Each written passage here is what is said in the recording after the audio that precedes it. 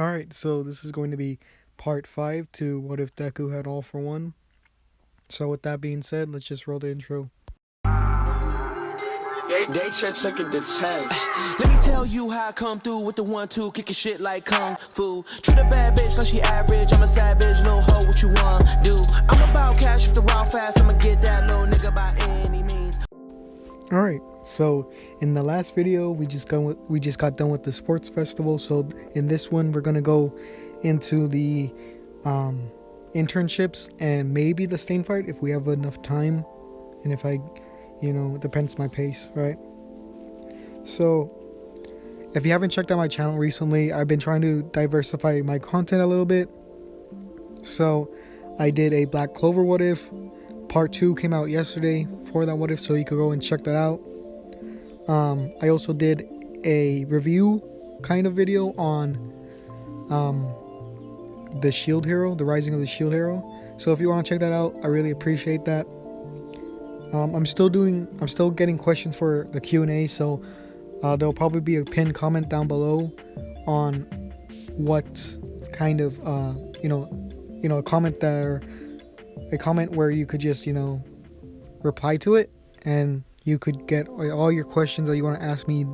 You could just write them down there. So with that being said, let's just get into the what if.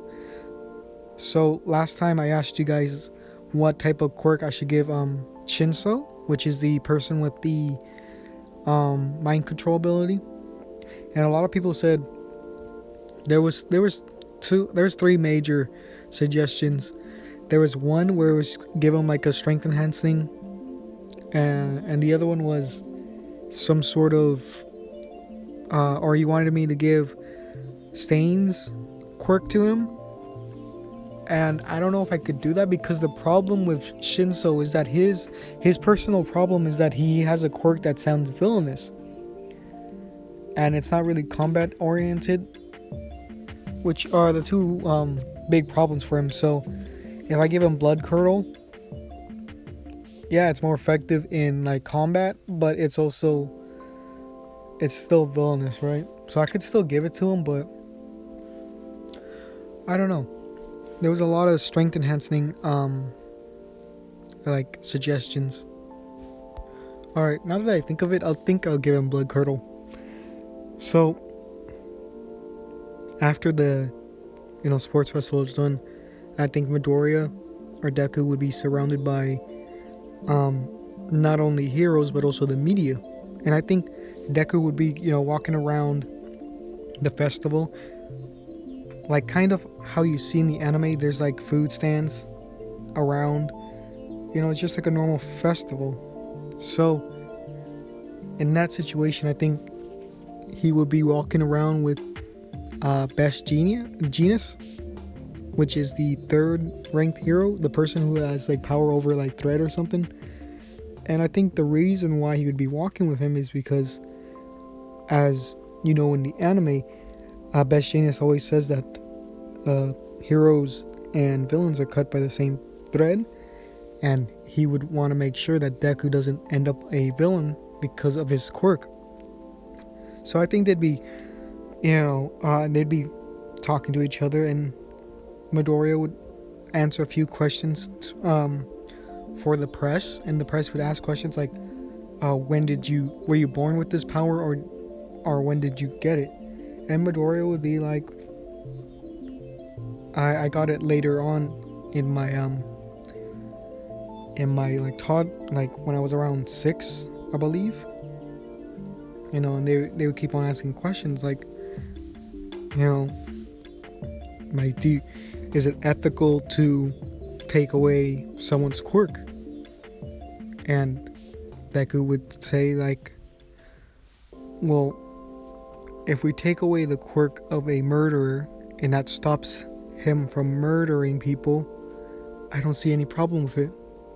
And I think he would get some support from the general public because of what he just said. And then Best Genius would be seeing how Midoriya reacts to these questions and how he answers it. So he's more assured, he's more he has more confidence in Deku that he's not going to become evil. So after a few minutes of talking to the press and to Best Genius, this is when a villain actually attacks. And this villain actually has a quirk called Sasquatch, which basically transforms this person into a Sasquatch-like being, which would mean that he becomes like 9 feet tall, becomes very strong, and he becomes like hairy. So he becomes like a beast. And this was a comment. This was a common like quirk ability that people wanted. So in this situation, I think Deku would have some sort of, he's not above the law, but I think they would give him like a like training license to like help other heroes with their like crime fighting. I don't know I don't know exactly what it was called, but I'm pretty sure that exists in My Hero, at least with like the internships and stuff like that. So Best Genius would ask Deku for help, and the villain would try to attack the press that was there, and Deku would use his shock absorption combined with like his muscle enhancement to kind of block the blows from each of the hits that this Sasquatch would actually do. And after a few seconds of that, I think Deku would return like a punch towards him, and he would use this black lightning on him. This would kind of stun the guy. This would give Best Genius like the perfect opportunity to kind of wrap his threads around him. And since this beast is like out of control, I think Deku would temporarily take his quirk, and the media would see this, but I don't think he would give it to Shinso yet. I believe that they would have to go through the legal process of taking this quirk, because everything beforehand was legal, and technically taking away a quirk without the going through the government would be illegal, at least doing it on a human, because he did it to the Nomu, which isn't a human, so there isn't any like rights being like trampled with or whatever. So they would take him to prison, or they would take him to be convicted, right? They would have his like court, they would have their like trial, and I don't think they would take away his quirk. I think they would let him keep it, so Deku would have to give it back, but he would obviously be restrained and not be able to use it, since this man didn't really commit any crimes that are worthy of taking away this quirk. And this was like kind of the plan, right? Because this man was sent by All For One to see how Deku's quirk worked, right? And that's why he gave him not that powerful of a quirk, but still somewhat. So if Deku were to take it, it wouldn't be that much of a loss for him. So that's the reason why he didn't really do anything about it. Like, he didn't take away his quirk. So after a while, they go back into the changing room so they could change back into their like normal clothes. And this is when Deku actually sees Ida talking on the phone, or he finds out that something happened to his brother and is connected to the hero killer. So Deku's kind of worried about how Ida's going to take it, right? So he doesn't know what he's gonna do, and he doesn't want Ida to do anything reckless. So we get to after a few days after the sports festival, and they're back in class, and they're talking about all the different, internships that everyone got. And obviously Deku would get the most since he won the sports festival, and he has, that special quirk of his. He would get a lot compared to everyone else, but I think it'd still be kind of spread across evenly against the semi-finalists, if that makes sense. And All Might would talk to Deku about, it's important to choose, your internship wisely, because this could really affect you. Some third years are, regretting their decisions. I don't think Gran Torino would want or would send a internship form for Deku, because he doesn't have all for one, or one for all, I mean, so he wouldn't need to train him. And I think that Deku in this scenario would go with Endeavor, because he was able to beat his son, and not only that, but he also has a fire quirk that's very unique compared to normal fire. So, and it also gives like an excuse to have him in Hosu, I believe the city is called. So the first day of their training would be, it would be Todoroki and Deku. They would bring their hero costumes out, and I think Endeavor would ask Deku about how his flames work and how he's able to, make clones and, not really weapons, because Endeavor is able to make weapons, kind of like he's able to make a fire javelin. And Deku would kind of explain the process about how he's able to do it. And I think it'd be a lot of combat training after this. And eventually I think Endeavor would be able to make like smaller copies of himself to kind of run around. And with this, I think Todoroki would learn something similar. He would learn how to make weapons out of his fire, kind of like Endeavor, like simple throwing objects like spears and javelins and maybe bow and arrow. So he would learn how to kind of make these like simple weapons, and it would just be mostly trying to fight Deku, since Deku has so many quirks.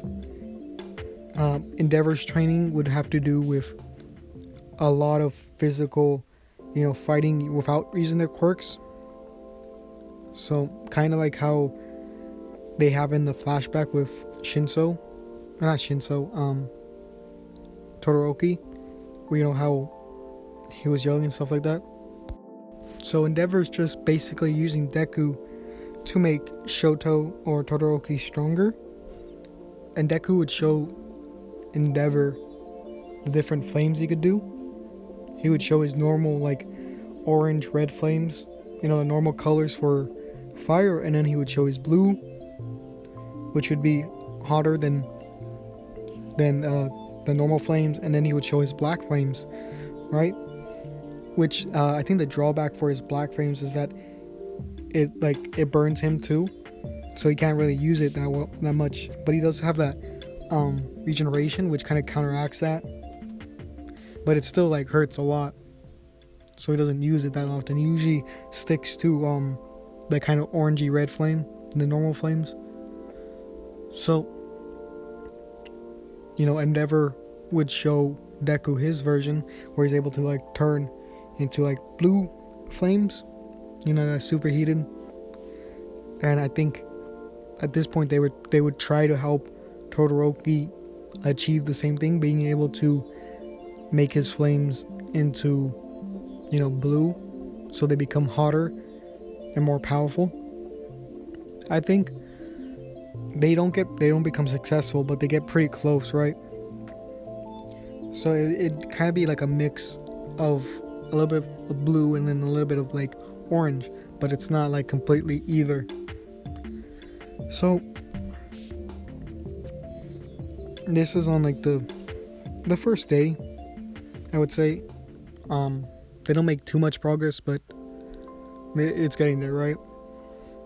So we get to the point where they're just walking around the town, and this is when the Nomu actually attack, because Stain or Shigaraki let out all the Nomus after having that talk with Stain. And I think they would trust Deku to be by himself, so they would it'd be Endeavor and Todoroki, and then Deku would kind of go around the city helping people. So as he's doing this, right, he actually finds Ida in the alleyway, and he sees that Ida is fighting Stain. And this is when Ida says, "You'll remember my name. It's the name of a hero, Ingenium."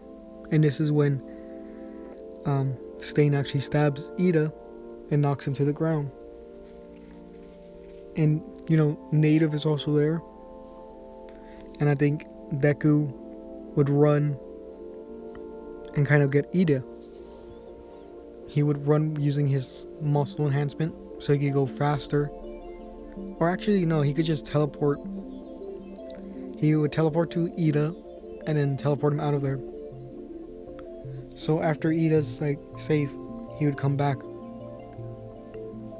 He would teleport back, he says. And, this is when Deku would confront Stain. And I think that Stain would have a great respect for Deku, since he's been doing hero work since he was a kid and not taking credit for any of it until now. He would say like, "Huh, kid, I wish there was more heroes like you, spending your entire life keeping the population safe, taking quirks from the most evil villains, and not even getting any money for it, not getting any fame for it. That's what a hero should do. They shouldn't matter about the reward." Right? And Stain, or Deku would be like, "What are you talking about? There's heroes like me everywhere. It doesn't matter if there's only like a few bad ones who do it for the fame or money. They're still helping people, right?" And then I think this is when Stain would laugh and say, he'd be like, "This is why I like you so much. Even when there's clearly a bad people within the system, you still defend them." And this is when Stain would be like, "If you leave now, I won't kill you." And Deku would be like, "No, I can't do that. There's a man bleeding out here, and I need to save him." So Stain would try to attack Deku, using his blades and his kind of his like really good speed, right? He's not superhuman in terms of speed, or I guess he is, but that's not part of his quirk. So Deku would be surprised about his speed, but he'd be able to dodge it using his slow down time ability. So what happens here is that Deku doesn't really know Stain's quirk at this point, so he can't really take it away. So what happens is, what Deku does is that he kind of observes Stain's like fighting style, and he copies it, right? So it's Deku versus Deku, or not Deku, it's Deku versus Stain, but both of them are using the same fighting style since he has that quirk Taskmaster, which allows him to do it. And I think Deku would try to have like a good fight with him to see his like full potential, and not really try because he knows he's not really in danger, but he soon realizes that there's a person bleeding out, so he has to end this quickly. So what Deku does is, I think after he learns learns like a martial arts or anything like that, I don't think he has to use his Taskmaster while doing that kind of performance. So I don't think he has to. He doesn't have it active. That's what I'm trying to say. So he would basically, what he would do in this scenario was he would slow down time, and he would just go behind Stain. And since Deku knows his fighting style, he's able to predict what's going to happen, so he would dodge any attack or most attacks that would come his way. Combine that with like the slow down time, so it's basically untouchable, right? So he would just touch him to the back of like he would touch on like the back of his neck, and he would do like a little shock to kind of knock him out. And then this is when Deku would try to like help Native. I think he would like cauterize his wounds so they would stop bleeding by using a little bit of fire. And this is when he calls Endeavor and Todoroki and the police. I don't think the police yet. So he would call like I said, he would call them, and they would come, and they would tie up Stain and remove all his weapons, just how they do in the anime. But in this one, Deku doesn't take away his quirk yet, so they would all kind of be kind of shocked that Deku was able to stop him, or at least they'd be kind of shocked, but not really too much since he has so many quirks. And as they're like kind of celebrating that they got the hero killer, this is when Inomu actually comes and sweeps up Deku, right? And as this is happening, Stain would come back to like he would come out of like his unconsciousness, and he would go and save Deku just like how he does in canon. And he would do that kind of speech about how the streets are gonna run red with the bloods of false heroes and stuff like that. But there's a little change in this one, since Stain is nowhere near as hurt as he was in the anime. He would continue his speech a lot longer, and what would happen is, since Deku's using his hero costume, since he has like Aizawa's scarf, he would basically wrap it around Stain, and just since it's like a metal alloy, it would be conductive, right? And he would just transfer his like black lightning through it, and this would just basically fry Stain. And Deku would tell them about Ida, and they would go and get him, and they would go to the hospital. In the next day, it would be Ida, or it would be Deku visiting Ida. Ida would say like, thank you for doing this.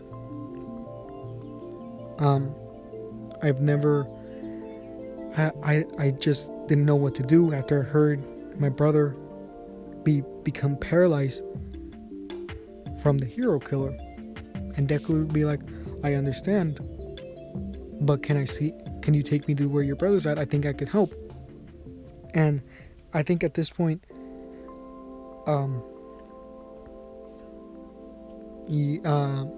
Ida would be crying, thinking that this could be a chance for his brother to get better. So then when they would get there,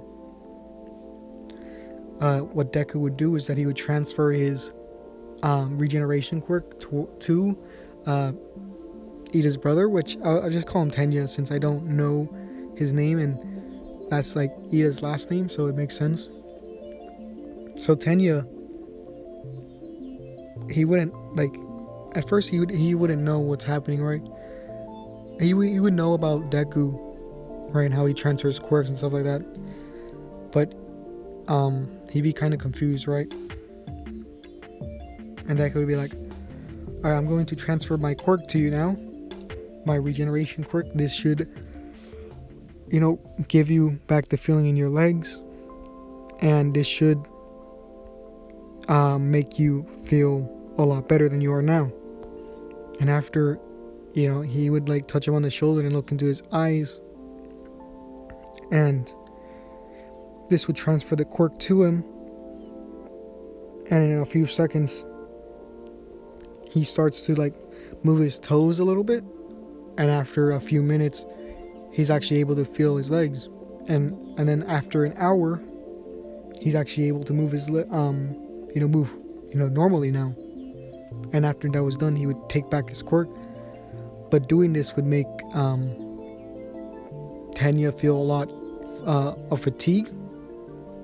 And after this would happen, the police chief would would come in and tell Deku, like, even though you took down the hero killer, you can't take full credit, right?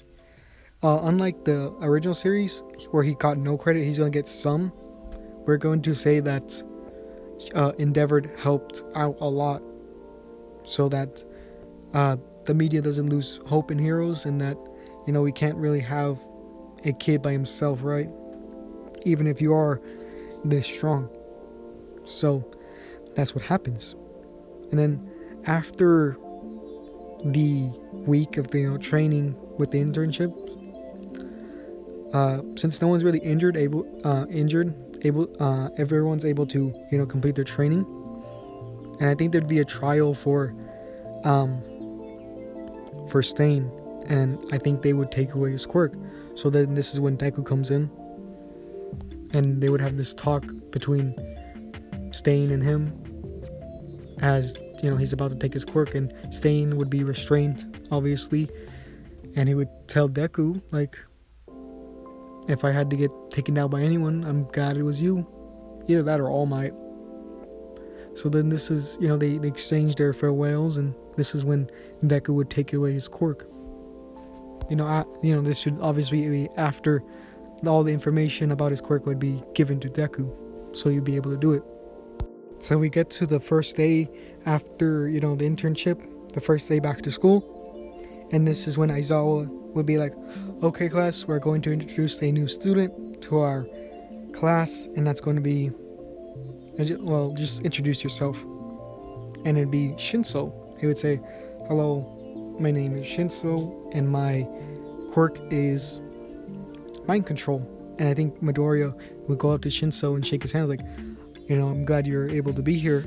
And this is when Deku, his eyes would light up, and this is when he transfers his quirk, or the quirk blood curdle to him, and people would see this. I think there'd be a visual cue to show when he's giving someone a quirk or taking away, like his eyes turning red or something. But Shinso would feel this, like, whoa, what the heck? And Deku would be like, I kept my promise to you. Because they promised about how he would give him a quirk. And I think the reason why Shinso would come to like class 1A, I think that Deku would actually vouch for him to Aizawa, and I think Aizawa would give Deku's like word a lot of merit, since they've been working together for a long time. So I think that's the reason why Shinso would be in class 1A. And with that being said, we're gonna stop here, and in the next part I'll go through the movie, I guess. Yeah, I'll just go through the movie, and then after that's done, we'll come back to the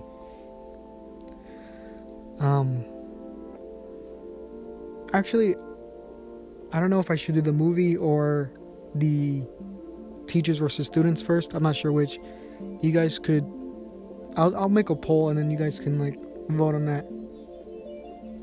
So, with that being said, comment down below for your questions for my Q&A. We just recently reached like 520 subscribers. Really appreciate that. So remember to like, comment, subscribe if you want more of these kind of videos. You know, tell me what ifs you want. And with that being said, this is the end of the video. So yeah.